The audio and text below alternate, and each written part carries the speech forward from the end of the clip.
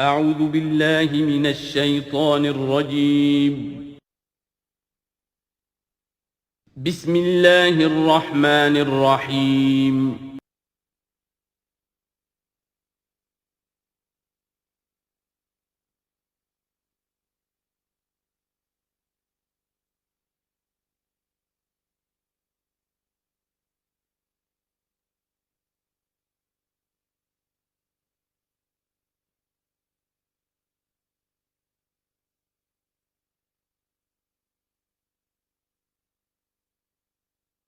اما بعد فاعوذ باللہ من الشیطان الرجیم براءۃ من اللہ ورسولہ الی الذین عاہدتم من المشرکین فسیحوا فی الارض اربعۃ اشہر واعلموا انکم غیر معجز اللہ وان اللہ مخزی الکافرین صدق اللہ العظیم رب اشرح لی صدری ویسر لی امری واحلل عقدۃ من لسانی یفقہوا قولی اللہم ربنا الہمنا رشدنا واعذنا من شرور انفسنا اللہم ارنا الحق حقا وارزقنا اتباعہ وارنا الباطل باطلا وارزقنا اجتنابہ اللہم طہر قلوبنا من النفاق واعمالنا من الرياء آمین یا رب العالمین۔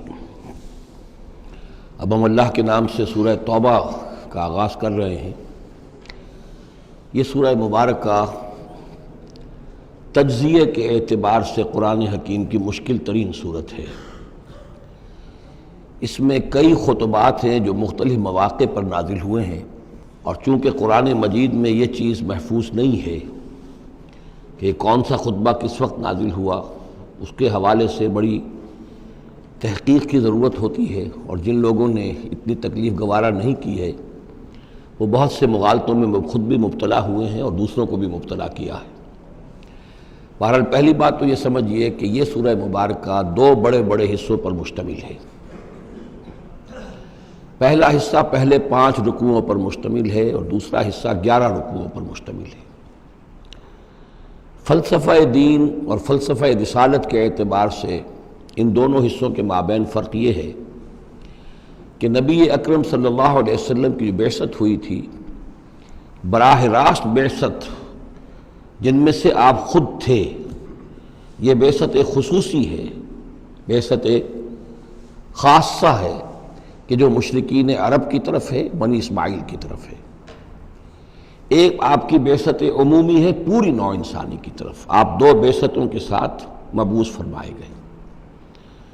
آپ کی جو بعثت خصوصی ہے الی اہل العرب، بنی اسماعیل، مشرکین عرب، چونکہ آپ انہی میں سے تھے اور انہی کی زبان میں آپ نے آخری اتمام حجت کر دیا، لہذا ان کے ضمن میں اللہ تعالیٰ کا جو قدیم قانون ہے رسولوں کے بارے میں کہ اگر کوئی قوم جس کی طرف رسول بھیجا جائے اور وہ اتمام حجت کر دے اور پھر بھی وہ قوم تسلیم نہ کرے تو اس قوم کو ہلاک کر دیا جاتا تھا، عذاب استیصال۔ تو اس قوم کے حق میں تو یہ آخری فیصلہ جو ہے اللہ تعالیٰ کا اسی قانون کے تحت نافذ ہوا۔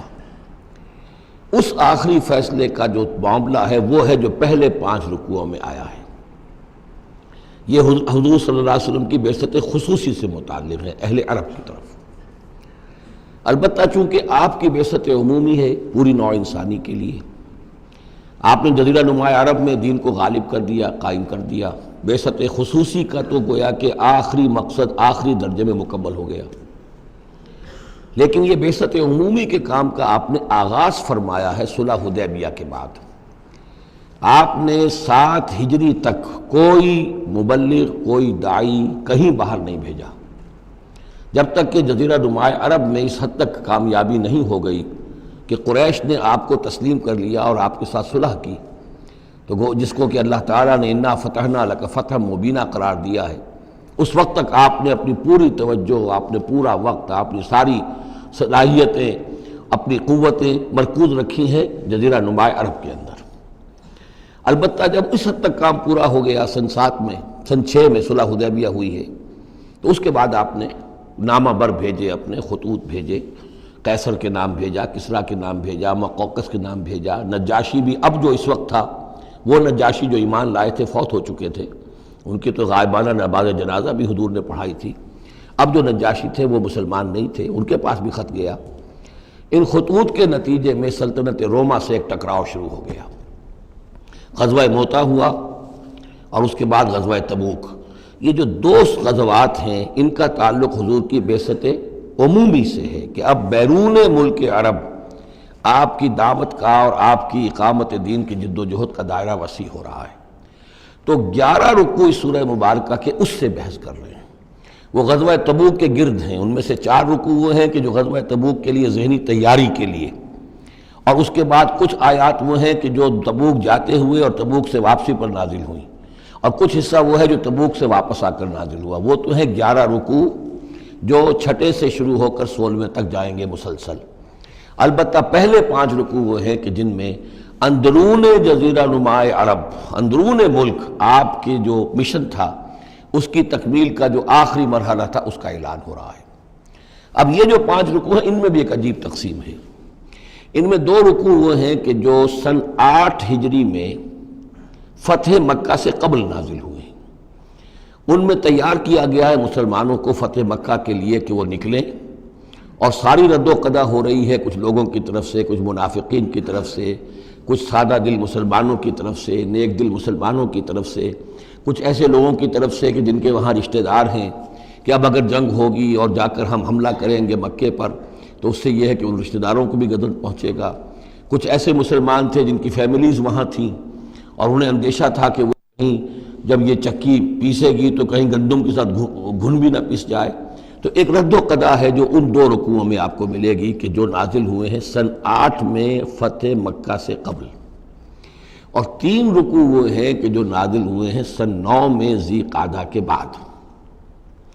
اور یہ جب کہ فتح مکہ ہو چکا، اس سال حضور نے حج نہیں کیا، پھر اگلے سال آپ نے بھی دوبارہ حج نہیں کیا، لیکن آپ نے ایک قافلہ بھیج دیا تھا کہ وہ جائے، اور اس کے امیر کی حیثیت سے حضرت ابوبکر صدیق رضی اللہ تعالیٰ عنہ تھے امیر الحج۔ لیکن جب وہ قافلہ روانہ ہو چکا تھا ذی قعدہ سن 9 میں، تو پھر وہ آیات نازل ہوئیں کہ جو 3 رکوعوں پر مشتمل ہیں، جن میں آخری اعلان کیا گیا ہے کہ اب آئندہ یہاں کوئی عرب، کوئی مشرک حج کے لیے نہیں آئے گا۔ سن 9 کا حج وہ مشترک تھا، اس میں اہل ایمان بھی تھے اور اہل شرک بھی تھے، مشرکین مکہ بھی تھے، ان کو بھی اجازت تھی۔ اور وہاں اعلان کیا گیا کہ آئندہ مشرکین کے ساتھ اللہ کا کوئی معاہدہ نہیں ہے، اور ایک مہلت دی جا رہی ہے اتنے وقت معین کی، اس کے اندر یا تو وہ اسلام لے آئیں اور یا ان کا قتل عام ہو جائے گا۔ یہ سخت ترین آیات ہے قرآن مجید کی کہ جو اس حصے میں نازل ہوئی ہیں، لیکن اس کا فلسفہ سمجھ لیجئے، یہ قائم مقام ہے اس عذاب استیصال کے، جو عذاب قوم نوح پر آیا، قوم ہود پر آیا، قوم صالح پر آیا، قوم شعیب پر آیا، سدوم اور عمورہ کی بستیوں پر آیا، آل فرعون پر آیا، وہ اب مشرکین عرب پر اس لیے آنا ضروری تھا کہ ان کی طرف حضور بھیجے گئے، انہی کی زبان میں کتاب اتار دی گئی، ان پہ اتمام حجت ہو گیا، حق مبرہن ہو گیا۔ اب اگر وہ ایمان نہیں لا رہے ہیں تو عذاب استیصال کے مستحق ہو چکے ہیں۔ البتہ یہ کہ انہیں پہلی قسط جو دی گئی عذاب کی وہ تو غزوہ بدر کی شکل میں تھی، اب آخری یہ ہے کہ چیلنج کر دیا گیا کہ اب اتنی مدت کے اندر اگر تم ایمان لے آؤ گے تو تمہاری خیریت ہے، نہیں لاؤ گے تو تمہیں قتل کر دیا جائے گا۔ اور اس میں خود بخود امپلائڈ تھی یہ بات کہ اگر تم نہ ایمان لانا چاہو نہ قتل ہونا چاہو تو جزیرہ نما عرب کو خیر بات کہہ کے چلے جاؤ، جہاں سینگ سمائے چلے جاؤ، اب عرب میں نہیں رہ سکتے۔ اس جزیرہ نما عرب کو پاک کر دیا جائے گا شرک سے۔ تو 2 رکوع وہ 3 یہ، اب اس میں ایک اور کمپلیکیشن ہے، یہ 2 رکوع پہلے اور 3 رکوع بعد میں، ترتیب زمانی تو یہ ہے، ان 3 رکوعوں کا ایک رکوع پہلے نکال کے لے آیا گیا ہے۔ جیسے میں نے کہا تھا کہ سورہ انفال میں ایک آیت جو تھی کہ جو بڑی اہم تھی اور جو بڑی یوں سمجھیے کہ ایک حساس مسئلے پر تھی کہ مال غنیمت کا کیا ہوگا، اس کو پہلے لے آئے، حالانکہ اس کا اصل حکم، اس کی اصل بحث جو ہے وہ سورت کے اندر چل رہی ہے، جا کے وسط میں آ رہی ہے۔ اسی طریقے سے قرآن کا اسلوب ہے کہ جو خاص بہت اہم شے تھی، اگرچہ وہ ان 3 رکوعوں سے متعلق ہے جو بعد میں نازل ہوئے ہیں، لیکن ان کو پہلے سب سے پہلے صورت میں رکھ دیا گیا ہے۔ تو گویا کہ پہلے 5 رکوع بھی 3 حصوں میں ہیں۔ پہلا رکوع جو 6 آیات پر مشتمل ہے، یہ وہ 6 آیات ہیں جن کو دے کر حضرت علی کو بھیجا حضور نے صلی اللہ علیہ وسلم، وہاں جا کر حج کے اعلان کرو، اعلان عام کر دو میری طرف سے کہ اب مشرکین کے ساتھ کوئی معاہدے نہیں۔ اس کے بعد وہ 2 رکوع ہیں جو ایک سال پہلے جو ہے نازل ہوئے ہیں فتح مکہ سے قبل. پھر 2 رکوع وہی ہیں کہ جو ان 6 آیات کے تسلسل میں ہیں جو ذی قعدہ سن 9 ہجری میں نازل ہو رہے ہیں. تو یہ 3 حصوں میں پہلے 5 رکوع ہیں، لیکن ان 5 رکوعوں کا تعلق محمد الرسول اللہ صلی اللہ علیہ وسلم کی بعثت خصوصی کا جو تکمیلی مرحلہ ہے در حقیقت اس سے ہے. برات من اللہ ورسولہ، اعلان برات ہے، لا تعلقی کا اعلان ہے اللہ اور اس کے رسول کی طرف سے. الی الذین عاہدتم من المشرکین، ان لوگوں کی جانب جن سے اے مسلمانوں تم نے مشرکوں میں سے معاہدے کیے. اللہ کی طرف سے سارے معاہدے ختم. البتہ یہ بڑا کیٹیگوریکل سٹیٹمنٹ جو آیا ہے، اس کے بعد اس کے اندر تھوڑی تھوڑی وہ جو ہے تفصیل جب آئے گی تو اس میں رعایتیں دی گئی ہیں، لیکن اعلان ایسا ہے. اور اس صورت سے پہلے، یہ واحد صورت ہے قرآن مجید کی جس سے پہلے آیت بسم اللہ نہیں ہوتی، اور اس کا سبب یہ بیان کیا ہے حضرت علی رضی اللہ تعالیٰ عنہ نے کہ یہ صورت تو ننگی تلوار لے کر نازل ہوئی ہے. آیت بسم اللہ میں تو اللہ کے نام ہے الرحمن الرحیم، تو یہ صورت جو ہے یہ تو ننگی تلوار لے کر نازل ہوئی ہے. اہل شرک کے لیے جو اعلان اس میں کیا گیا ہے کہ ان کو قتل کیا جائے گا، قتل عام ہوگا، تو گویا کہ اس کے مضامین جو ہیں اللہ تعالیٰ کی وہ رحمانیت اور رحیمیت کے ساتھ بظاہر ان کی مناسبت نہیں ہے، اس لیے اس صورت سے قبل آیت بسم اللہ نہیں لکھی جاتی. واللہ عالم.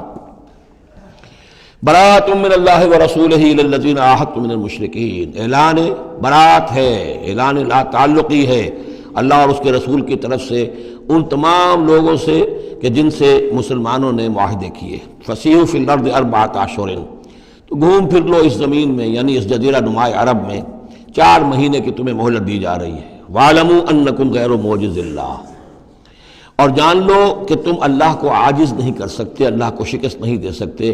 وَأَنَّ اللَّهَ مُخْزِي الْكَافِرِينَ، اور اللہ تعالیٰ کافروں کو رسوا کر کے رہے گا.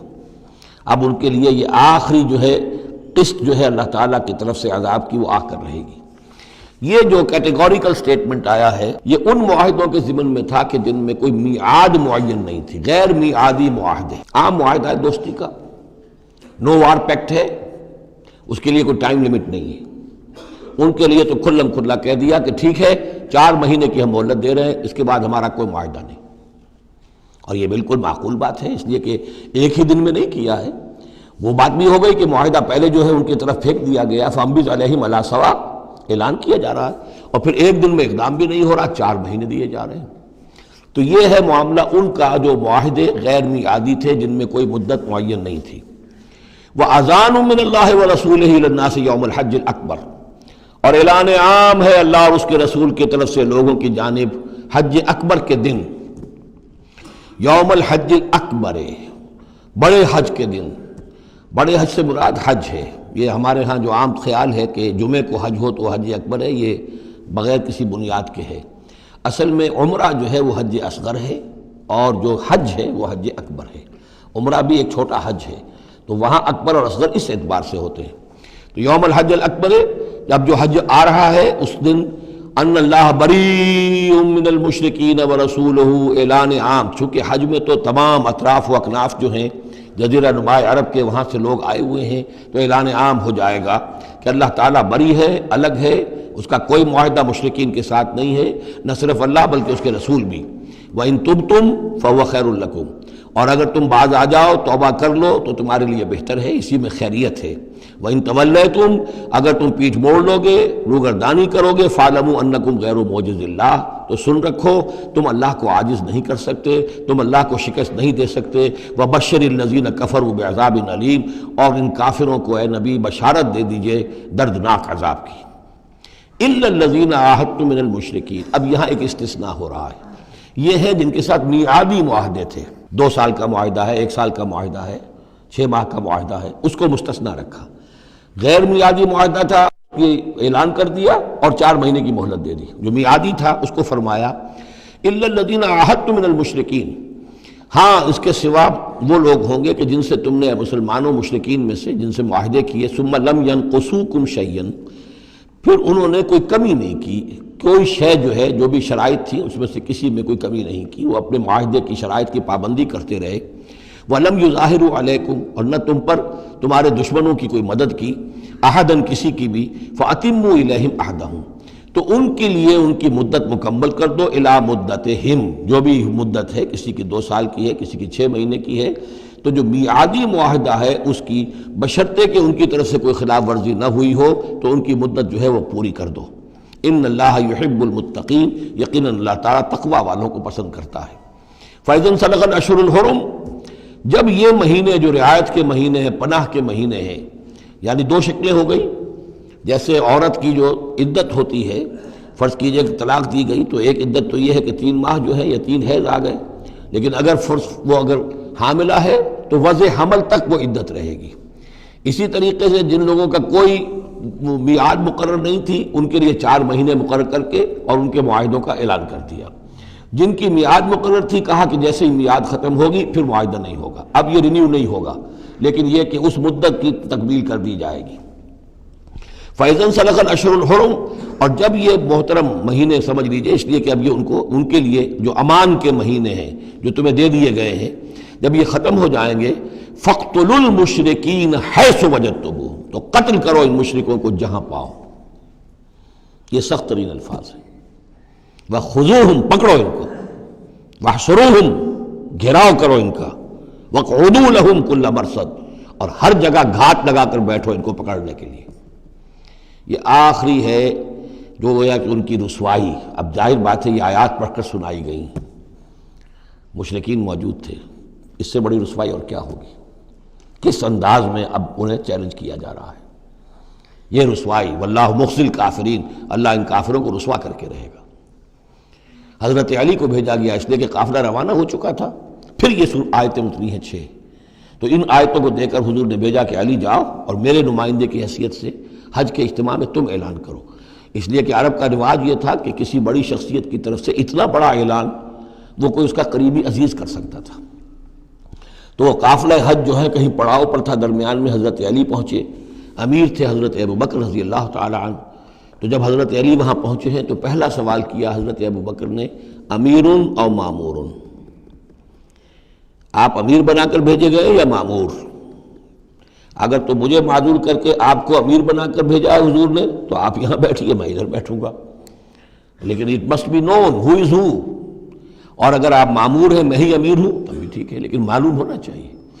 یہ نظم کا معاملہ ہے دین کے اندر، جماعتی زندگی، اور مسلمانوں کا حال یہ ہو گیا کہ سب سے زیادہ غیر منظم قوم دنیا میں مسلمانوں کی۔ یہاں یہ کہ آتے ہی پہلی بات یہ ہو رہی ہے امیر اور مامور، بات طے ہو جانی چاہیے۔ آپ امیر ہو کر آئے ہیں تو میں چارج دیتا ہوں آپ کو، اور مامور ہے تو مجھے معلوم ہونا چاہیے۔ ان کا مامور، میں مامور ہی بنا کے بھیجا گیا ہوں، امیر الحج آپ ہی ہیں، البتہ ان آیات کا اعلان میں کروں گا حضور کی طرف سے حج کے اجتماع میں، اس میں یہ اعلان ہو رہا ہے۔ فَإِذَا انسَلَخَ الْأَشْهُرُ الْحُرُمُ فَاقْتُلُوا الْمُشْرِكِينَ حَيْثُ وَجَدتُّمُوهُمْ وَخُذُوهُمْ وَاحْصُرُوهُمْ وَاقْعُدُوا لَهُمْ كُلَّ مَرْصَدٍ فَإِن تَابُوا وَأَقَامُوا الصَّلَاةَ وَآتَوُا الزَّكَاةَ پھر اگر وہ توبہ کریں، نماز قائم کریں، زکوٰۃ ادا کریں، فَخَلُّوا سَبِيلَهُمْ تو ان کا راستہ چھوڑ دو، کھول دو، مسلمان ہو گئے۔ ان اللہ غفور الرحیم، یقیناً اللہ غفور الرحیم ہے۔ وَإِنْ أَحَدٌ مِّنَ الْمُشْرِكِينَ اسْتَجَارَكَ اور اگر مشرکین میں سے کوئی شخص آپ سے پناہ طلب کرے، حتیٰ یسمع کلام اللہ، اتنا بڑا ہمیں الٹیمیٹم دے دیا گیا ہے، بہت سے لوگ ہوں گے ابھی تک انہوں نے توجہ کی ہی نہیں، سوچا ہی نہیں محمد کیا کہہ رہے ہیں، کیا دعوت ہے۔ اب یہ کہ تمام جزیرہ نماء عرب کے لوگوں کو اتنا بڑا الٹیمیٹم آ گیا ہے تو وہ سنجیدگی سے سوچنے پہ مجبور ہوئے کہ یہ کیا بات ہے، کیا دعوت ہے جس کے لیے ہمیں یہ الٹیمیٹم دے دیا گیا۔ تو اگر ان میں سے کوئی آپ سے امن مانگے، امان مانگے، پناہ طلب کرے تاکہ وہ آپ کے پاس آ کر اللہ کا کلام سنے، حتیٰ یسمع کلام اللہ، یہ آیت میں نے کوٹ کی تھی تعارف قرآن میں کہ قرآن اللہ کا کلام ہے، وہ اس حوالے سے حتیٰ یسمع کلام اللہ، یہاں تک کہ وہ آپ کے پاس آئیں، اللہ کا کلام سنیں، ثم ابلغہ مامنا، پھر انہیں ان کی امن کی جگہ پر پہنچا دیں۔ یہ نہ ہو کہ وہیں کہہ گئے اب کرو فیصلہ، اسلام قبول کرتے ہو کہ نہیں کرتے، ورنہ تمہاری گردن اڑاتے ہیں، نہیں، وہ امان لے کر آیا تھا، کلام اللہ سننا چاہتا تھا، اب فیصلہ وہ جو بھی کرے لیکن اس کو جا کر اپنے گھر اس کے امن کی جگہ تک پہنچا دو۔ ثم ابلغہ مامنا ذالک بانہم قوم لا یعلمون، اور یہ اس لیے کہ یہ لوگ ہیں کہ جو علم نہیں رکھتے، انہیں پتہ ہی نہیں ہے، یہ ابھی تک غافل ہی رہے، انہوں نے سنجیدگی سے سوچا ہی نہیں ہے کہ یہ دعوت کیا ہے۔ یہ 6 آیات جو ہیں ان کا سلسلہ اب جڑے گا چوتھے رکوع کے ساتھ جا کر۔ اب جو دوسرا رکوع اور تیسرا رکوع آ رہے ہیں یہ ہیں کہ جو سن 8 ہجری میں فتح مکہ سے قبل نازل ہوئے، اور اس میں مسلمانوں کو آمادہ کیا جا رہا ہے قریش کے خلاف جنگ کرنے کے لیے۔ اگرچہ جنگ بالفعل نہیں ہوئی لیکن کیا معلوم تھا، ممکن ہے خون ریزی ہو جائے، ممکن ہے مکے کی گلیاں جو ہیں وہ خون کی ندیاں جو ہیں اس میں بہنے لگے، سارے اندیشے تھے۔ وہ تو جو ہو گیا وہ تو بعد میں معلوم ہوا کہ کیا ہوا ہے، لیکن بہرحال اس میں جو ریلیکٹنس تھی، کچھ لوگوں میں بربنائے منافقت، کچھ لوگوں میں بربنائے شرافت اور ایک سادہ لوحی، کچھ لوگوں میں اس وجہ سے کہ ان کے اعزاء اور اقربا وہاں تھے اور انہیں اندیشہ یہ تھا کہ کہیں وہ گیہوں کے ساتھ وہ گھن بھی نہ پس جائے۔ کیف یکون للمشرکین عہد عند اللہ وعند رسولہ، اصل میں یوں ذہن میں رکھیے کہ جو صلح حدیبیہ ہوئی تھی اس کو خود قریش کے حلیف قبیلے نے توڑ دیا، اور اب حضور صلی اللہ علیہ وسلم سے سیرت میں آپ نے پڑھا ہی ہوگا کہ ابو سفیان جو سردار ہیں مکے کے، وہ آئے ہیں چل کر یہ درخواست لے کر کہ حضور اس صلح کی تجدید کر دیجئے۔ حضور نے تجدید نہیں کی، سفارشیں بھی کروائیں انہوں نے جو بھی کروا سکتے تھے، حضرت علی سے کوشش کی، اپنی بیٹی حضرت ام حبیبہ رضی اللہ تعالی عنہ وہ حضور کی زوجہ محترمہ تھی، وہاں گئے، انہوں نے بھی مطلب یہ کہ کوئی حوصلہ نہ دیا، بلکہ وہاں تو واقعی اور ہو گیا کہ وہ گئے اپنی بیٹی کے ہاں، حضور کا بستر بچھا ہوا تھا، بیٹھنے لگے تو ام حبیبہ رضی اللہ تعالی عنہ نے فرمایا کہ ابا جان ذرا ٹھہریے، وہ چھٹک کر کھڑے رہ گئے تو بستر طے کر دیا، اب بیٹھ جائیے۔ اب یہ سردار قریش، انہوں نے کہا کہ یہ بستر میرے لائق نہیں تھا یا میں اس بستر کے لائق نہیں تھا۔ حضرت ام حبیبہ فرماتی ابا جان آپ اس بستر کے لائق نہیں ہیں، یہ نبی کا بستر ہے اور آپ ناپاک ہیں، آپ مشرک ہیں، تو اب کیا کہیں، ان سے سفارش کرو میری۔ معلوم ہوا کہ وہ ساری گئے تو تھے اس لیے کہ بیٹی سے سفارش کروا دیں گے تو شاید زبان میں نہ کھل سکی ہو، پر اس وقت ہو سکتا ہے کہ بہت سے لوگوں نے یہ چیمے گوئیاں کی ہو کہ دیکھیے اچھی بات نہیں ہے، صلح اچھی بات ہوتی ہے، اب یہ قریش کا سردار آیا ہے، گڑ گڑا رہا ہے، سفارشیں کروا رہا ہے، تو صلح کر لینی چاہیے، کیوں صلح نہیں کر رہے حضور؟ اس کو پس منظر میں رکھیے، تب یہ آیتیں آپ کی سمجھ میں آئیں گی۔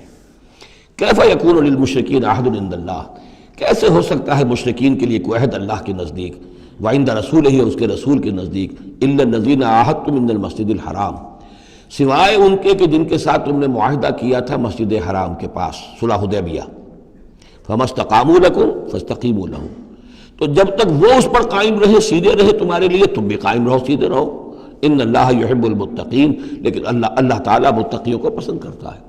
یعنی جب تک انہوں نے نہیں توڑا تھا معاہدہ، ہم نے بھی پیروی کی، ہم نے اس کی پوری جو ہے پوری پابندی کی، لیکن یہ کہ اب جب کہ ان کی طرف سے یہ توڑا جا چکا ہے تو اب کوئی دباؤ نہیں ہے، کوئی اخلاقی اصول نہیں ہے کہ لازماً معاہدے کی تجدید کی جائے۔ اب صورتحال کو دیکھنا ہے، حضور کو پورا اندازہ ہو چکا تھا کہ اب ان مشرکین میں اتنا دم نہیں ہے کہ وہ مقابلہ کر سکیں، تو معاہدے کا مطلب کیا ہوتا کہ کفر اور شرک کو ایک فریش لیز آف ایگزسٹنس دے دیا جائے۔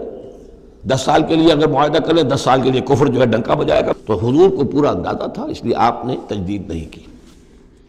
کیف وَإِن يَظْهَرُوا عَلَيْكُمْ، کیسے جبکہ اگر وہ تم پر کہیں قابو پا لیں، غالب آ جائیں، لا يرقبوا منکم الا ولا ذمہ، تو ہرگز لحاظ نہیں کریں گے نہ تمہاری قرابت کا نہ عہد کا۔ ان کے ہاں تو نہ قرابت کے کوئی معنی ہے نہ معاہدے کے کوئی معنی ہے، معاہدہ جب بھی چاہا توڑ دیا، قرابت داری کے خلاف کیا۔ یرضونکم بافواہہم، اب وہ جو آئے ہیں صلح کی تجدید کرنے کے لیے اور چاپلوسی کر رہے ہیں، وہ چاہتے ہیں کہ تمہیں راضی کر لیں اپنے منہ سے، وتابا قلوبہم، اب بھی ان کے دل انکاری ہیں، دل اب بھی نہیں مان رہے، واکثرہم فاسقون، اور ان کی اکثریت فاسقین پر مشتمل ہے۔ اشتروا بآیات اللہ ثمنا قلیلا، یہ وہی لوگ ہیں جنہوں نے اللہ کی آیات کو فروخت کیا ہے حقیر سی قیمت کے عوض، اپنی چودراہٹیں، اپنی سیادتیں، حق کو پہچاننے کے باوجود۔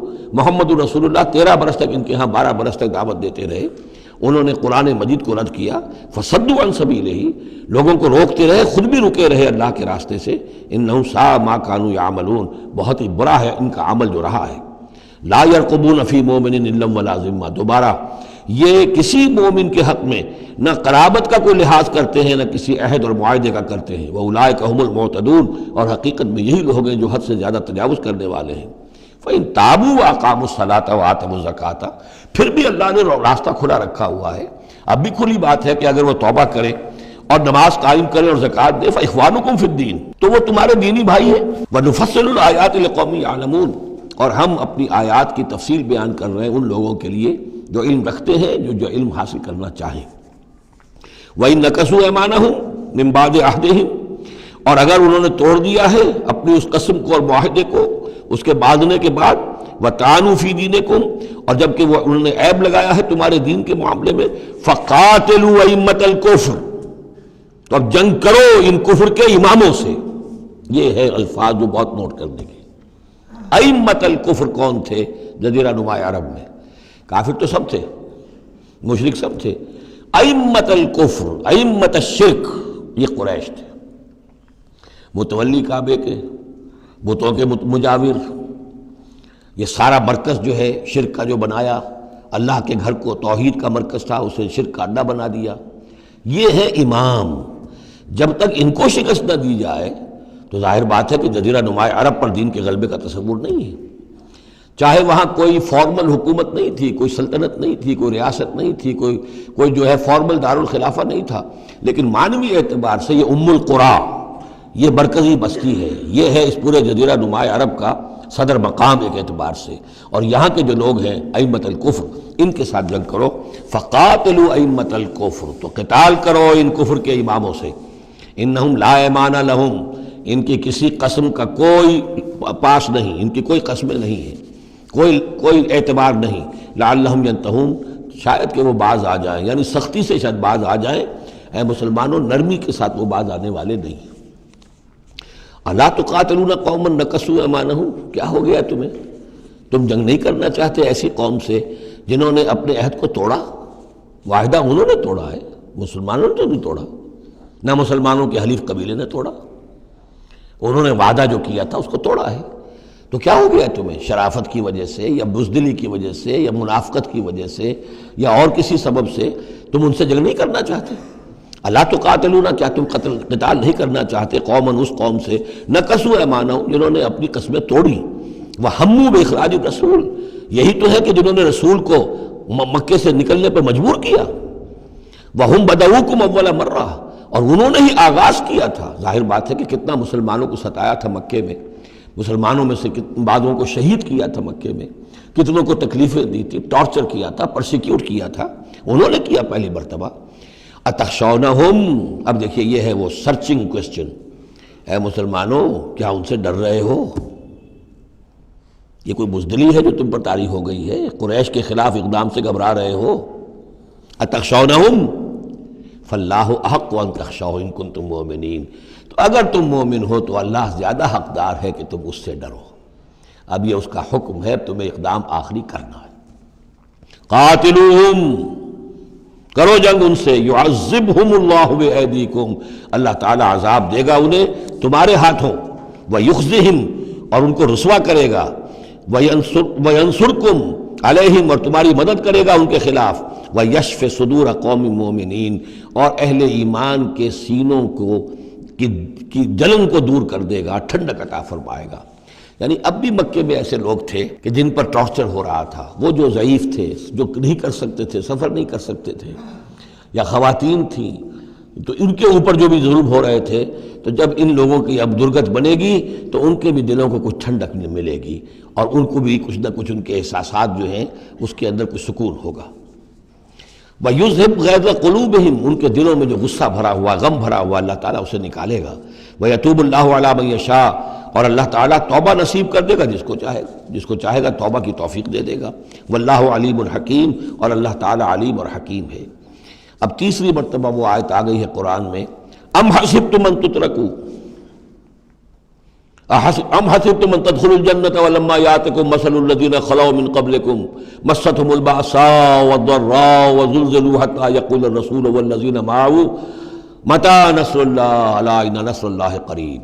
اسی طرح پھر یہ آیت ہے 214 سورہ بقرہ کی، 142 سورہ آل عمران کی، ام حسبتم ان تدخلوا الجنة، اب یہ تیسری مرتبہ ام حسبتم ان تترکوا، یہ آیت نمبر 16 ہے، 1 اور 6 کو بھی جمع کریں گے تو 7 بنے گا۔ ام حسبتم ان تترکوا، تم چھوڑ دیے جاؤ گے، ولما یعلم اللہ الذین جاہدوا منکم، ابھی تو اللہ نے دیکھا ہی نہیں کون ہے تم میں سے حقیقتاً جہاد کرنے والے۔ دوسری قوموں کے خلاف جہاد کرنا اور تھا، اب اپنی قوم کے خلاف جہاد کرنے کے لیے جانا، ظاہر بات ہے کہ اس کے اندر ایک اور اضافی امتحان ہے جو اللہ تمہارا لے لینا چاہتا ہے۔ وَلَمْ يَتَّخِذُوا مِن دُونِ اللَّهِ وَلَا رَسُولِهِ وَلَا الْمُؤْمِنِينَ وَلِيًّا، اور دیکھ لینا چاہتا ہے اللہ کہ کون ہیں وہ لوگ کہ جو اللہ کے سوا اور اس کے رسول کے سوا اور اہل ایمان کے سوا کسی کے ساتھ دلی تعلق، دلی محبت اور دلی رازداری کا کوئی تعلق نہیں رکھتے۔ یہ رشتے جب تک کٹیں گے نہیں ایمان کی تلوار سے، اس وقت تک تمہارا خلوص جو ہے اللہ کے ساتھ اور دین کے ساتھ وہ کیسے ثابت ہوگا؟ واللہ خبیر بما تعملون، اور جو کچھ تم کر رہے ہو اللہ اس سے باخبر ہے۔ ما کان للمشرکین ان یعمروا مساجد اللہ، ان مشرکوں کا تو یہ حق نہیں ہے کہ وہ آباد کریں اللہ کے گھروں کو۔ یہ مسجد ہے، اللہ کا گھر ہے، یہ بیت اللہ ہے، یہ مشرکین اس کے متولی بنے بیٹھے ہیں، ان کا کوئی حق نہیں ہے۔ یہ توحید کا مرکز ہے بیت اللہ۔ ما کان للمشرکین، نہیں ان کا یہ حق، ان یعمروا مساجد اللہ، یہ متولی بنے بیٹھے ہوئے ہیں اس کے، شاہدین علی انفسہم بالکفر، اپنے اوپر کفر کی گواہی دیتے ہوئے، یعنی اعلانیہ کافر ہیں، مشرک ہیں، اور پھر اس بیت اللہ کے متولی بنے ہوئے۔ اولئک حبطت اعمالہم، ان کے سارے اعمال حبط ہو گئے، یعنی حاجیوں کی خدمت کر دی، پانی پلا دیا، یہ کر دیا، وہ کر دیا، ان کی کوئی حیثیت اللہ کی نگاہ میں نہیں ہے۔ ان کے جو شرک ہے اور کفر ہے اس نے ان کے تمام اعمال حبط کر دیے۔ وفی النار ہم خالدون، اور آگ ہی میں وہ رہیں گے ہمیشہ ہمیشہ۔ انما یعمر مساجد اللہ من آمن باللہ والیوم الآخر، مسجدیں اللہ کی مسجدوں کو آباد کرنا تو ان کا حق ہے جو ایمان لائے اللہ پر اور یوم آخر پر، واقام الصلاۃ، اور نماز قائم کریں، وآت الزکوٰۃ، اور زکوٰۃ ادا کریں، ولم یخش الا اللہ، اور نہ ڈرے کسی سے سوائے اللہ کی۔ فعسیٰ اولئک ان یکونوا من المہتدین، تو ایسے لوگ ہیں کہ جن کے بارے میں توقع ہے کہ وہ راہ یاب ہوں گے اور منزل مراد تک پہنچ جائیں گے۔ اجعلتم سقایۃ الحاج وعمارۃ المسجد الحرام کمن آمن باللہ والیوم الآخر، کیا تم نے حاجیوں کو پانی پلانا اور مسجد حرام کو آباد رکھنا اس کو برابر کر دیا ہے اس کے کہ جو شخص ایمان لایا اللہ پر اور یوم آخر پر، وجاہد فی سبیل اللہ، اللہ کی راہ میں جہاد کرے؟ یہ مشرکین مکہ، مشرکین قریش جو کیا کرتے ہیں، ان کا یہی کریڈٹ ان کا کیا ہے کہ جو ہے بیت اللہ کو آباد رکھا ہوا ہے، حاجی آ رہے ہیں تو ان کی خدمت کر رہے ہیں، انہیں دودھ پانی پلا رہے ہیں، تو بس یہ تو کیا یہ چیزیں برابر ہو گئی ان کے کہ جو ایمان لائے اللہ پر اور یوم آخر پر اور جنہوں نے جہاد کیا اللہ کی راہ میں؟ لا یستوون عند اللہ، یہ دونوں برابر نہیں اللہ کے نزدیک۔ واللہ لا یہدی القوم الظالمین، اور اللہ ایسے ظالموں کو ہدایت نہیں دیتا۔ الذین آمنوا وہاجروا وجاہدوا فی سبیل اللہ باموالہم وانفسہم، وہ لوگ جو ایمان لائے، جنہوں نے ہجرت کی پھر جہاد کیا اللہ کی راہ میں اپنے مالوں سے اور اپنی جانوں سے، اعظم درجۃ عند اللہ، ان کا بہت بلند و بالا اور بہت عظیم رتبہ ہے اللہ کے نزدیک۔ وَأُولَٰئِكَ هُمُ الْفَائِزُونَ، اور حقیقت میں وہی ہیں کامیاب ہونے والے۔ يُبَشِّرُهُمْ رَبُّهُمْ بِرَحْمَةٍ مِّنْهُ وَرِضْوَانٍ، انہیں بشارت دیتا ہے ان کا رب اپنی رحمت، خاص اپنے خزانہ فضل سے رحمت کی، وَرِضْوَانٍ، اور رضامندی کی، وَجَنَّاتٍ لَهُمْ فِيهَا نَعِيمٌ مُقِيمٌ، اور ان باغات کی کہ جن کے اندر بہت ہمیشہ رہنے والی نعمتیں ہوں گی، خالدین فیہا ابدا، جن میں وہ رہیں گے ہمیشہ ہمیش۔ ان اللہ عندہ اجر عظیم، یقیناً اللہ تعالیٰ ہی کے پاس بہت بڑا اجر ہے۔ یا ایھا الذین آمنوا لا تتخذوا آباءکم واخوانکم، اب چونکہ کچھ مسلمانوں کو جیسا کہ میں نے عرض کیا یہ ہوگا کہ آخر وہ ہمارے باپ ہیں، وہاں پہ بھائی ہیں، اب یہ جنگ ہوگی، چلیے ابھی تک امید تھی کہ وہ لوگ شاید ایمان لے آئیں تو ہمارے ساتھ ہو جائیں، ابھی تک وہ ایمان نہیں لائے ہیں، اب اگر ادھر سے چڑھائی ہوگی ہمیں جانا پڑے گا، اپنے ہاتھوں جو ہے وہ اپنے رشتہ داروں کو، اپنے بھائی بندوں کو قتل کرنا پڑے گا۔ یہ چیز جو رکاوٹ بن رہی تھی تو ذرا اب اس کے اوپر ایک ضرب لگ رہی ہے ان دو آیتوں میں، اور قرآن مجید کی اہم ترین آیتوں میں سے اگلی آیت ہے جو آئے گی اس کے بعد، آیت نمبر 24۔ یا ایھا الذین آمنوا لا تتخذوا آباءکم واخوانکم اولیاء، اے اہل ایمان اپنے باپوں اور بھائیوں کو اپنے ولی اور دوست اور حمایتی مت سمجھو، مت بناؤ۔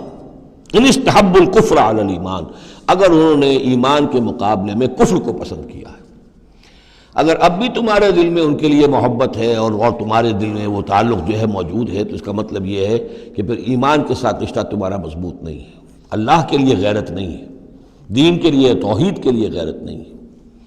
یا ایھا الذین آمنوا لا تتخذوا آباءکم واخوانکم اولیاء ان استحبوا الکفر علی الایمان ومن یتولہم منکم، تو جو کوئی بھی ان کے ساتھ وہ ولایت کا تعلق رکھے گا، دوستی اور جو پشت پناہی کا، وہ فاولئک ھم الظالمون، تو خود وہ بھی پھر ظالموں میں شریک ہو جائیں گے۔ اب وہ آیت آ رہی ہے، خاصی طویل آیت ہے اور یہ بہت ہی اہم آیت ہے۔ قل، اے نبی ان سے کہہ دیجئے، ان کان آباؤکم وابناؤکم واخوانکم وازواجکم وعشیرتکم واموال اقترفتموها وتجارۃ تخشون کسادها ومساکن ترضونها احب الیکم من اللہ ورسولہ وجہاد فی سبیلہ فتربصوا حتی یاتی اللہ بامرہ واللہ لا یہدی القوم الفاسقین۔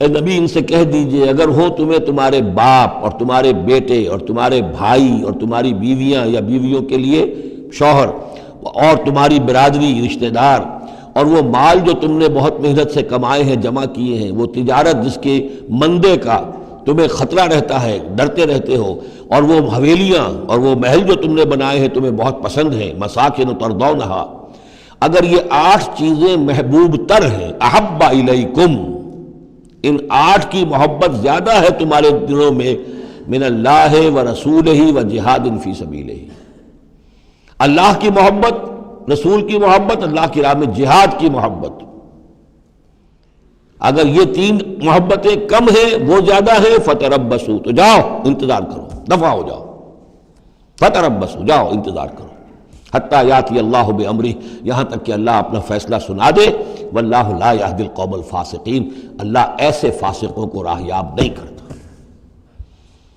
بہت سخت آیت ہے، بہت اہم آیت ہے، بڑی کیٹیگوریکل ہے۔ ہر شخص اپنے باطن میں ایک ترازو نصب کرے، اپنے باطن میں، کسی اور کو نہ ناپیے تولیے، یہ اپنے آپ کو تولیے۔ بل الانسان علی نفسہ بصیرہ، انسان اپنے آپ سے خوب واقف ہے۔ ایک میں ڈالیے پلڑے کے اندر یہ 8 محبتیں، باپوں کی محبت، بیٹوں کی، بھائیوں کی، بیویوں کی یا شوہروں کی، اسپاؤسز کی، یا اس کے بعد رشتہ داروں کی، اور 3 شکلیں ہیں مال کی، وہ مال جو جمع کیا ہے، اور وہ تجارت جو بڑی محنت سے جمائی ہے، اس کا مندے کا اندیشہ رہتا ہے، اور وہ گھر بنائے ہیں، محل بنائے ہیں، کوٹھیاں بنائی ہیں، ولاز بنائے ہیں، بڑے ان کو سجایا ہے، ڈیکوریٹ کیا ہے۔ اگر ان 8 چیزوں کی محبت تمہارے دل میں زیادہ ہے، اللہ کی محبت، اس کے رسول کی محبت، اللہ کی راہ میں جہاد کی محبت سے، یہاں یہ تیسری چیز ہے کانکریٹ۔ پہلی 2 تو آپ کہہ سکتے ہیں میرے دل میں بڑی محبت ہے، آپ کو کیا پتا، ٹھیک ہے بھائی، ہو سکتا ہے ٹنوں محبت ہو اللہ کی آپ کے دل میں، اور رسول کا بھی عشق ہو سکتا ہے کہ ٹنوں ہو آپ کے دل میں، لیکن تیسری محبت تو نظر آ جائے گی، اللہ کی راہ میں جہاد کی محبت کتنی ہے۔ اگر یہ 3 محبتیں ہلکی ہیں، وہ پڑنا بھاری ہے، فتربصوا حتی یاتی اللہ بامرہ، تو جاؤ انتظار کرو یہاں تک کہ اللہ اپنا فیصلہ سنا دے، اور اللہ ایسے فاسقوں کو، ایسے ناہنجاروں کو، ایسے سرکشوں کو اللہ تعالیٰ ہدایت نہیں دیتا۔ یہ سیلف اسیسمنٹ سکیم ہے، ہر شخص خود اپنا جائزہ لے، کہاں کھڑا ہے، اس کی allocation of time, allocation of energies, اپنی صلاحیتیں کہاں لگا رہا ہے، کہاں کھپا رہا ہے، کس کام میں لگا رہا ہے۔ اسی کو پھر علامہ اقبال نے ایک شعر میں جمع کر دیا ہے، یہ مال و دولت دنیا، یہ رشتہ و پیوند، بتان وہم و گما، لا الہ الا اللہ۔ مال و دولت دنیا کی 3 شکلیں، دولت جیسے بھی ہو، ایسٹس ہوں، بینک بیلنس ہو، سٹاکس ہوں، جو بھی ہو، یہ مال و دولت دنیا۔ نمبر 2 جائیداد ہے، نمبر 3 بزنس ہے یا کیریئر ہے، پروفیشن ہے، اور رشتہ و پیوند جو سب سے قریبی ہو سکتے ہیں، باپ، بیٹا، بھائی اور اسپاؤس، اور جو بھی اور رشتہ دار ہیں۔ یہ مال و دولت دنیا، یہ رشتہ و پیوند، بتان وہم و گما، یہ صرف بت ہیں، ہمارے اپنے وہم کے، توہم کے، ان کی کوئی حقیقت نہیں ہے۔ بتان وہم و گما، لا الہ الا اللہ۔ اگر لا الہ الا اللہ کی شمشیر سے ان بتوں کو آپ توڑ نہیں دیں گے، اور جب تک ٹھیک ہے، حق ہے ان کا، بیوی کا حق ہے، اولاد کا حق ہے، ان لنفسک علیک حقا، لیکن وہ تابع رہے، ان 3 چیزوں کے تابع رہے، تب تک ٹھیک ہے۔ اور اگر ان 3 چیزوں سے وہ اوپر چلا گیا، کوئی بھی ایک بھی، تو بس وہ توحید ختم ہے، اب وہ شرک ہے۔ لقد نصرکم اللہ فی مواطن کثیرۃ ویوم حنین، اور اے مسلمانوں تمہاری اللہ نے مدد کی بہت سے مواقع پر، اور خاص طور پر یوم حنین۔ اب ظاہر بات ہے کہ یہ حصہ وہ ہے جو نازل ہو رہا ہے، جو کہ ہم کون سے رکوع میں پہنچ گئے؟ چوتھے رکوع میں پہنچ گئے. تو چوتھا اور پانچواں پھر وہ ہے جو ذی قعدہ سن 9 میں نازل ہو رہا ہے. تیسرا رکوع جہاں ختم ہوا وہ 2 رکوع ختم ہو گئے کہ جو قریش پر حملے کے ضمن میں اور مکے کی طرف اقدام کے ضمن میں جو رد و قدع ہو رہی تھی، اور وہ فتح مکہ سے پہلے نازل ہوئے سن 8 ہجری میں، رمضان سے قبل. اب یہ پھر وہی سلسلہ جڑ گیا جو 6 آیتیں ہم پہلے پڑھ آئے ہیں ذی قعدہ سن 9 ہجری میں جو نازل ہوئی اسی کے ساتھ. اب ظاہر بات ہے کہ اس وقت جو ہے غزوہ حنین بھی ہو چکا تھا. لقد نصرکم اللہ فی مواطن کثیرۃ، اللہ نے تمہاری مدد کی ہے مسلمانوں بہت سے مواقع پر. ویوم حنین، حنین کے دن بھی کی. اذ اعجبتکم کثرتکم، جب کہ تمہیں اپنی کثرت پر ناز ہو گیا تھا. اب یہ بھی یہ نہ سمجھیے کہ سب مسلمانوں کو ہو گیا تھا. حضور جب فتح مکہ کے وقت آئے ہیں مکے میں تو 10,000 مسلمان آپ کے ساتھ تھے. پھر اس کے بعد آپ نے جب طائف پر حملے کا فیصلہ کیا اور اس کے بعد آپ میدان میں نکلے اور حنین کی جنگ ہوئی ہے تو 12,000 کا لشکر آپ کے ساتھ تھا. 10,000 وہ تھے اور 2,000 یا تو وہ لوگ تھے جو فتح مکہ کے بعد ایمان لائے، 9 مسلم سمجھ لیجئے اسی وقت جو ایمان لائے، اور یا ابھی وہ مشرک ہی تھے لیکن چونکہ اب وہ رعایا ہو گئے مسلمانوں کی تو وہ بھی گویا کہ شریک تھے اس میں ان کے خادموں اور معاونین کی حیثیت سے. 12,000 کا یہ لشکر جب گزر رہا تھا ایک وادی سے، اور اس وادی کے دونوں طرف پہاڑیاں تھیں، تو جو تیر انداز تھے اور وہ بہت ہی نشانے والے لوگ تھے تو انہوں نے مورچے بنا رکھے تھے پہاڑیوں کے اوپر، ان کے اوپر سے تیروں کی بوچھاڑ آئی ہے. تو یہ نشیب میں ہے، وادی میں ہے، اوپر سے بیراج آ رہا ہے، اس کے نتیجے میں بھگدڑ مچ گئی. بعض روایات میں تو آتا ہے کہ حضور کے ساتھ صرف 30-40 آدمی رہ گئے. علامہ شبلی نے یہی لکھا ہے 30-40 آدمی رہ گئے. لیکن سید سلیمان ندوی نے پھر اپنے استاد سے اختلاف کرتے ہوئے اسی میں سیرت النبی میں نوٹ دیا کہ نہیں 300-400 آدمی رہ گئے تھے. لیکن 300-400 آدمی بھی رہ جائیں 12,000 میں سے تو بھگدڑ بہت بڑی. اس وقت پھر حضور خود اپنی سواری سے اترے ہیں، علم اپنے ہاتھ میں لیا ہے، رجز آپ نے پڑھا ہے، انا النبی لا کذب انا ابن عبد المطلب، میں نبی ہوں اس میں کوئی شک نہیں، چاہے یہ 12,000 میرا ساتھ دے تب بھی نبی ہوں، کوئی ساتھ نہ دے تب بھی نبی ہوں، اور میں عبد المطلب کا بیٹا یعنی پوتا میدان میں موجود ہوں.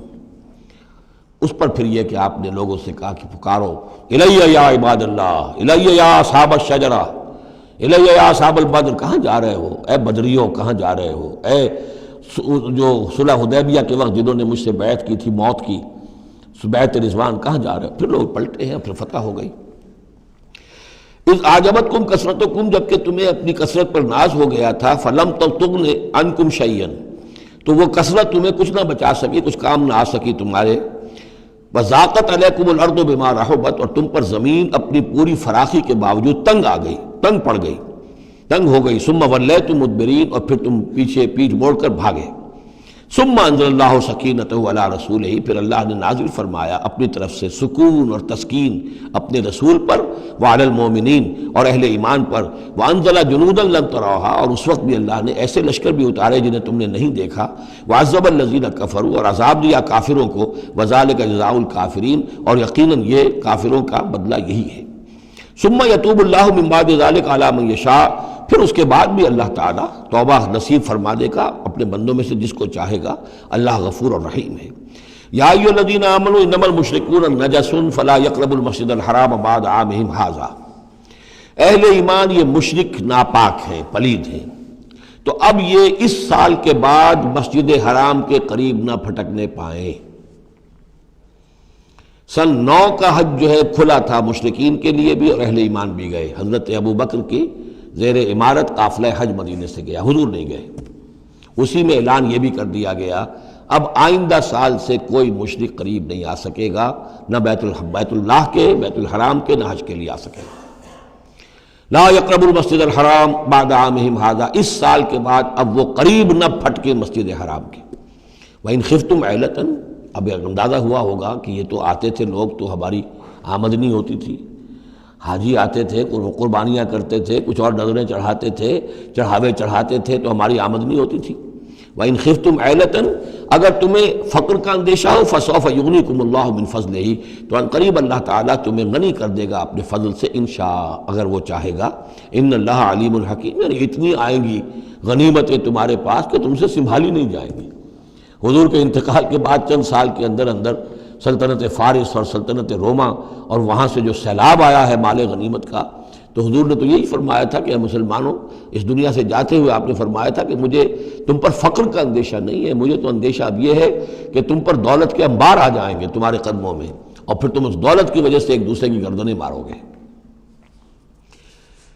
ان اللہ علیم الحکیم قاتل الذین لا یؤمنون باللہ ولا بالیوم الآخر ولا یحرمون ما حرم اللہ ورسولہ ولا یدینون دین الحق من الذین اوتوا الکتاب حتی یعطوا الجزیۃ عن ید وہم صاغرون۔ یہ آیت بھی فلسفہ دین کے اعتبار سے بہت اہم ہے۔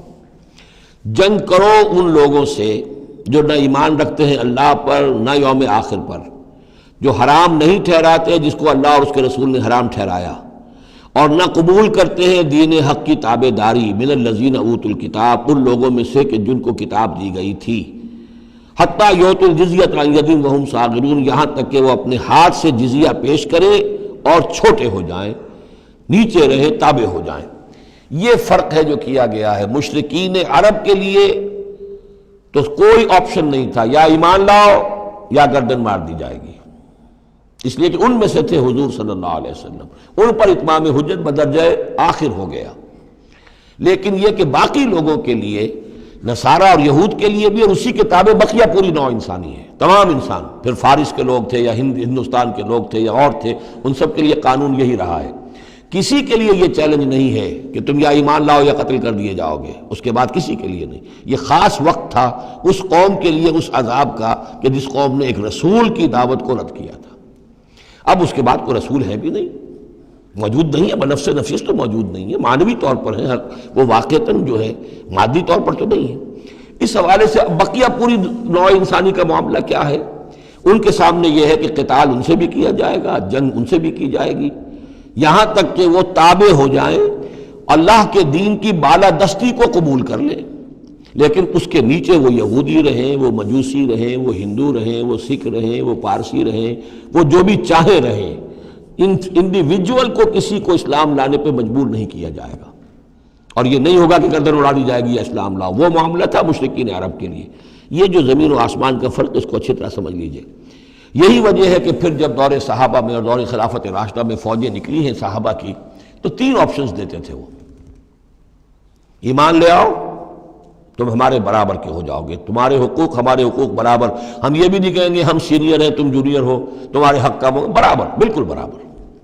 اگر ایمان نہیں لاتے، تابع داری اختیار کرو، جزیہ دو، اور اسلامی ریاست کی بالادستی قبول کرو، پھر تم یہودی رہو، مجوسی رہو، عیسائی رہو، نصرانی رہو، جو چاہو رہو، ہندو رہو، بدھ مت کے رہو، جو چاہو رہو۔ اگر یہ بھی نہیں گوارا، گویا کہ تم باطل کے نظام کو قائم رکھنا چاہتے ہو، تو پھر تیسرا آلٹرنیٹو، تلوار آئے گی میرے اور ہمارے تمہارے درمیان فیصلہ کرے گی، آ جاؤ میدان جنگ میں۔ 3 آپشنز ان کے لیے، مشرکین عرب کے لیے بھی 3 آپشن بن گئے تھے 2 ہی، یا ایمان لاؤ یا قتل کر دیے جاؤ گے۔ تیسرا آپشن یہ تھا کہ جزیرہ نما عرب چھوڑ کر جہاں چاہو بھاگ جاؤ، یہاں نہیں رہ سکتے اب۔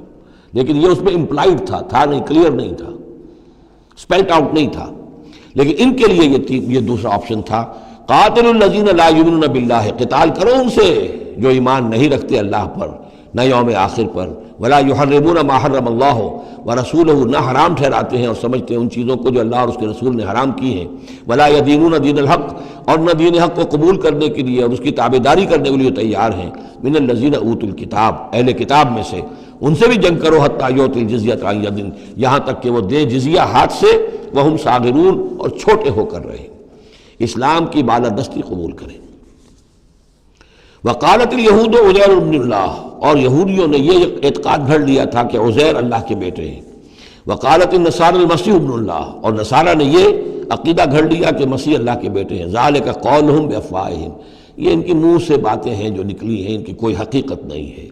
یظاہرون قول الذین کفروا من قبل، یہ ریس کر رہے ہیں، نقل کر رہے ہیں ان لوگوں کی باتوں کی کہ جو ان سے پہلے جنہوں نے کفر کیا تھا۔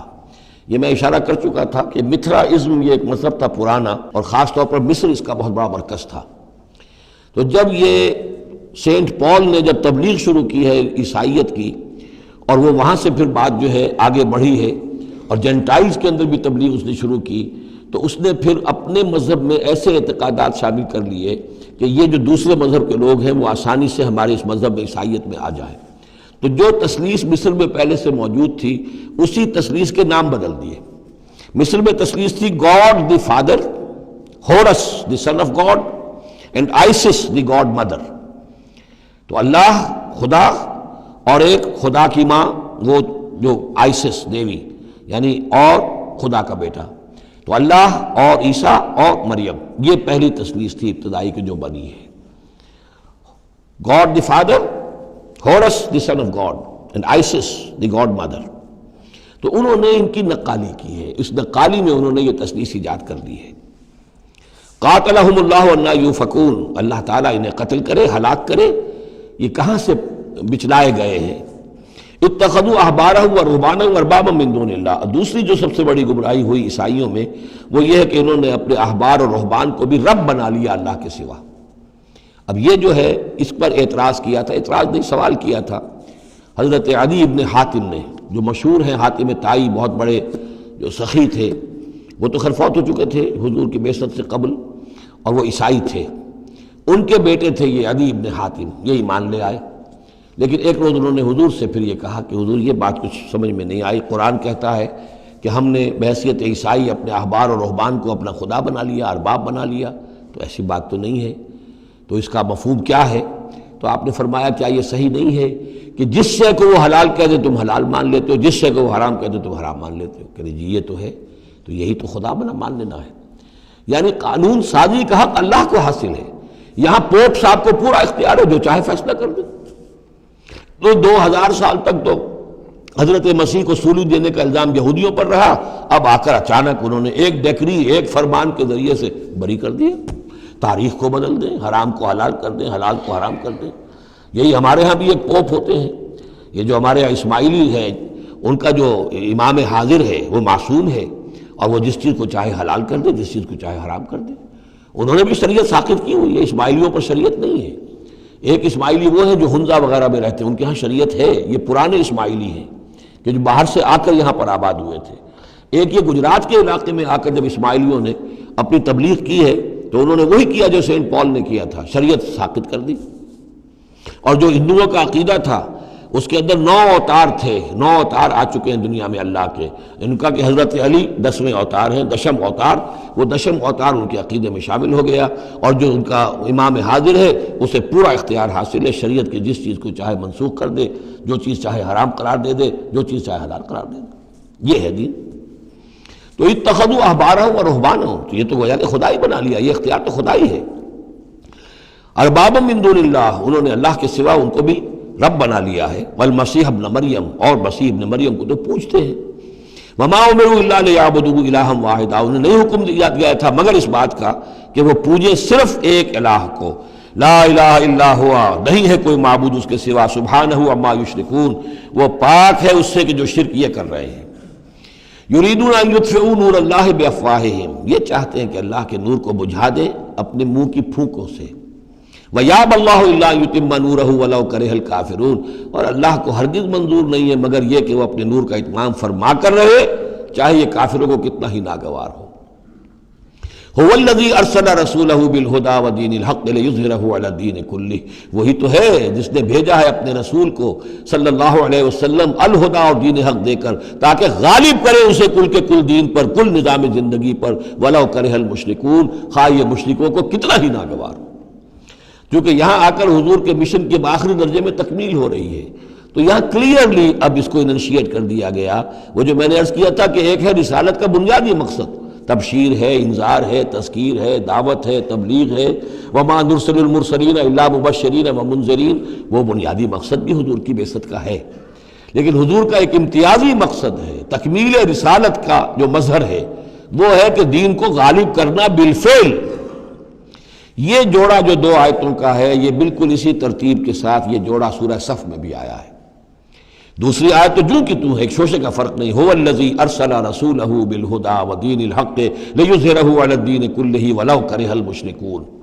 اس پر تو 24 صفحے کا میرا ایک مقالہ ہے جو لکھا ہوا ہے، جو میری کتاب ہے نبی اکرم صلی اللہ علیہ وسلم کا مقصد بعثت، صرف اس ایک آیت پر 24 صفحے کا مقالہ ہے۔ اور میں مطمئن ہوں، اللہ کا شکر ہے کہ اس آیت کا حق اللہ تعالیٰ نے میرے ذریعے سے پورا کروا دیا ہے۔ اس میں کسی اعتبار سے، اس لیے کہ لوگ اس میں سے اپنے لیے راستے نکالتے ہیں، چور دروازے، یا تو جی اللہ غالب کرنے والا ہے، کوئی انسان غالب کرنے والے تھوڑا ہی ہیں، اور یہ ہے اور وہ ہے، اس لیے کہ جو آدمی کام چور ہے، چاہتا ہے کسی طریقے سے کوئی راہ فرار ہو، بھاگنے کا کوئی راستہ مل جائے، لیکن آپ اگر اس کو پڑھیں گے تو معلوم ہوگا کوئی راستہ فرار کا نہیں ہے۔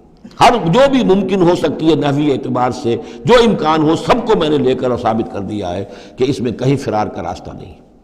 البتہ پہلی آیت میں تھوڑا سا فرق ہے، وہ آیت جو ہے وہاں ہے یریدون لیطفئوا، یہاں ہے ان یطفئوا، بس اتنا فرق ہے۔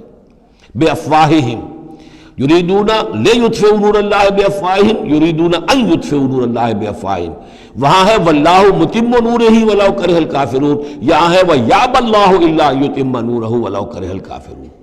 یہ تو چاہتے ہیں کہ اپنے منہ کی پھونکوں سے، جس کو کہ پھر مولانا ظفر علی خان نے خوب اس کی تعبیر کی ہے، نور خدا ہے کفر کی حرکت پہ خندہ زن، پھونکوں سے یہ چراغ بجھایا نہ جائے گا۔ تو یہ جو چاہتے ہیں کہ اپنی منہ کی پھونکوں سے، اور اس میں ایک طرح کا طنز ہے، یہودی چونکہ سامنے آ کر مقابلہ نہیں کر رہے تھے تو یہ ایسے تھا کہ منہ کی پھونکوں سے بجھانا چاہ رہے ہیں، صرف سازشیں ہیں ان کی، اور جو بھی یہ کر رہے ہیں کبھی سامنے آ کر انہوں نے جنگ نہیں کی۔ یریدون ان یطفئوا نور اللہ بافواہہم واللہ متم ویابی اللہ الا یتم نورہ ولو کرہ الکافرون هو الذی ارسل رسولہ بالہدی ودین الحق لیظہرہ علی الدین کلہ ولو کرہ المشرکون۔ یا ایھا الذین آمنوا ان کثیرا من الاحبار والرہبان لَيَأْكُلُونَ أَمْوَالَ النَّاسِ بِالْبَاطِلِ وَيَصُدُّونَ عَنْ سَبِيلِ اللَّهِ وَالَّذِينَ يَكْنِزُونَ الذَّهَبَ وَالْفِضَّةَ وَلَا يُنْفِقُونَهَا فِي سَبِيلِ اللَّهِ فَبَشِّرْهُم بِعَذَابٍ أَلِيمٍ۔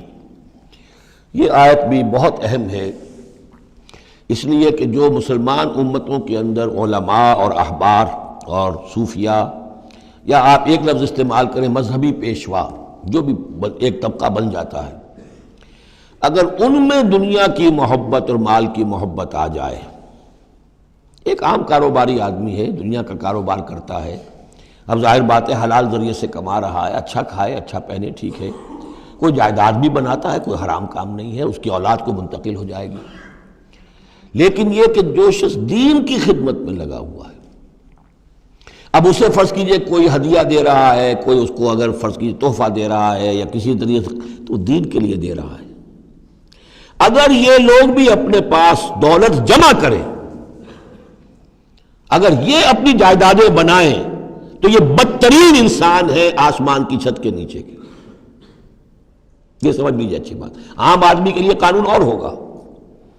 اس حدیث کو ذہن میں لے آئیے، حضور نے فرمایا یوشک ان یاتی علی الناس زمان، مجھے اندیشہ ہے لوگوں پر ایک وقت ایسا آ جائے گا، کیسا آ جائے گا؟ لا یبقی من الاسلام الا اسمہ، اسلام میں سے اس کے نام کے سوا کچھ نہیں بچے گا۔ ولا یبقی من القرآن الا رسمہ، قرآن میں سے اس کے رسم الخط کے سوا کچھ نہیں بچے گا۔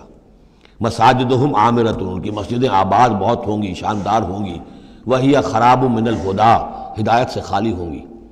وعلماؤہم شر الناس تحت ادیم السماء، اور ان کے علماء آسمان کی چھت کے نیچے کے بدترین انسان ہوں گے۔